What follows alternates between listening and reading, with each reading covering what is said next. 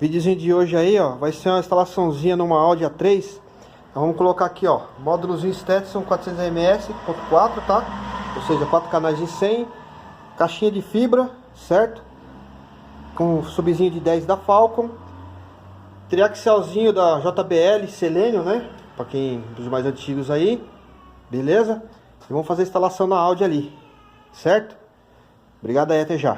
Dia 3, ó, já tirei a caixinha de subwoofer original com módulo, né?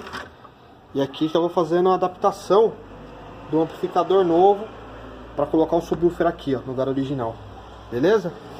Daqui a pouco eu volto com mais um trechinho do vídeo aí. Aí galera, continuando o trabalho aí, ó, o sub já tá no lugar, o módulozinho também tá solto ainda, mas já vou prender ele aqui, vai ficar escondidinho aqui dentro. Olha como é que tá ficando legal. Mais um trabalhinho diferenciado aí pra vocês, beleza? Galera, o carro tá pronto.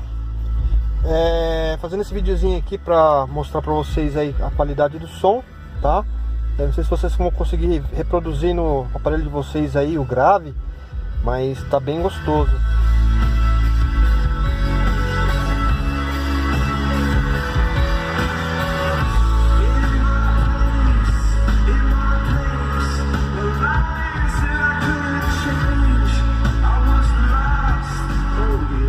Vou deixar muito tempo com a música não, porque senão o próprio YouTube bloqueia aí.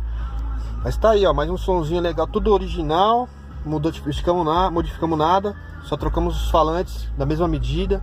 Rádio original com CD, Bluetooth e auxiliar que tá instalado aqui. A gente tá com o adaptadorzinho Bluetooth aqui no original, certo? Cabinho para USB e auxiliar, né? Como eu tô usando o Bluetooth aqui, então tá pra tudo. Certo? E o CD normal tocando, o rádio tocando, tudo certinho.